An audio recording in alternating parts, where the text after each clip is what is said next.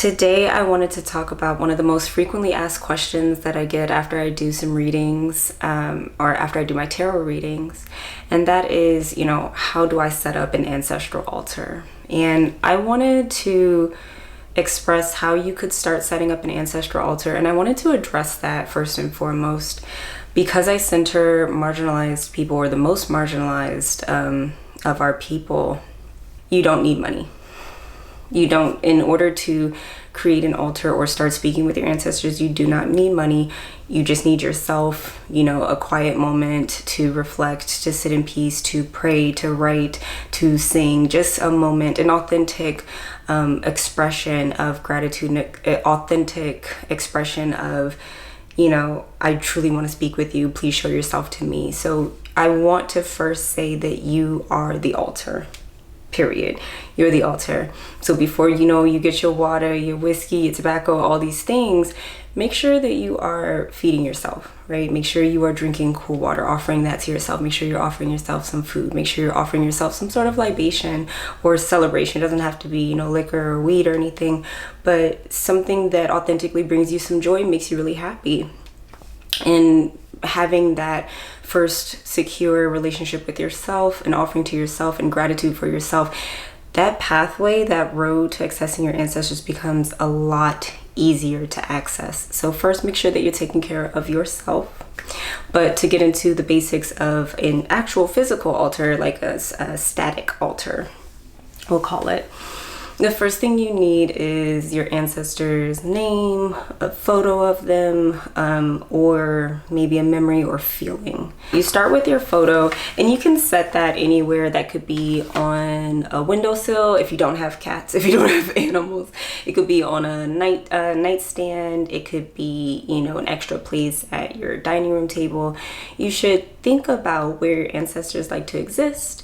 Were they more so in the bedroom? Were they in the office? Were they in the living room? Or where do you want their presence to fill up in your space, right? So remember that it's a working relationship. So you have influence over where they're existing in your home and what they have access to. The next thing that I have is a glass. I've got a little wine glass here. It doesn't have to be fancy. It could be a cup. It's completely fine. That is so that you are able to offer cool water. You can offer water whenever you want to. Some people like doing it first thing in the morning. Some folks like doing it at dusk or at night. What I recommend is that you do your best to refill the water every single day. So just like we need water every day for dehydration and to ensure that our organs are functioning correctly, the ancestors need water too as well. That way everything is fluid, because this is supposed to be a symbiotic relationship that we have with one another, right? And in order for it to be symbiotic, it has to be fluid, and we need that element of water to be present there. You could absolutely just start with, writing their name or their memory and a glass of water. You can 1000% start right there. If you have a little bit extra money, I would recommend going to get some candles, specifically white candles, for calling on the spirit. It's good for blessing. It's good for clearing. It's sort of that all-purpose type of candle if you're getting white candles. I got this pack of fragrance-free votive candles. There were 20 in here. I got this from Target for about $4. I know Walmart has candles as well, like tea lights work also. These candles just burn for multiple hours. So when I'm doing work that's a little bit longer or having longer sessions with my ancestors, I like this candle. If it's going to be your first time speaking with or accessing your ancestors, you could get a 7-day candle. You would probably have to order that, on a Botanica's website. I don't want to promote Amazon, but, on a Botanica's website or somewhere online, you can type in pillar candle or 7-day candle. They come like this. They come with the glass. They also come without the glass. Just depends on your preference.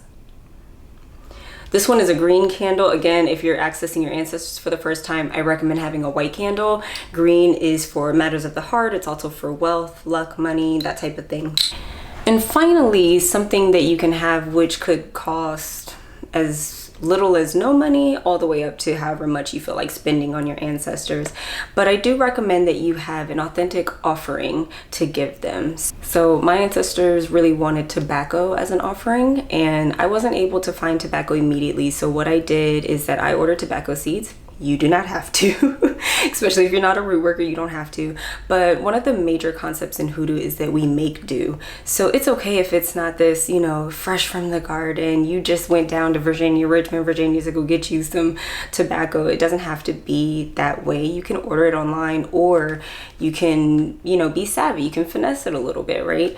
Make do. So I have these Natural American Spirit. What I like about these is that they're cigarettes, but it's just tobacco and water, so that I give to my ancestors. And over time, depending on how serious you get with your practice and how consistent you are with your practice, your altar might grow, it might shift, it might start to look different. Mine started with, you know, just a glass and a photo, and now it takes up a quarter of my room.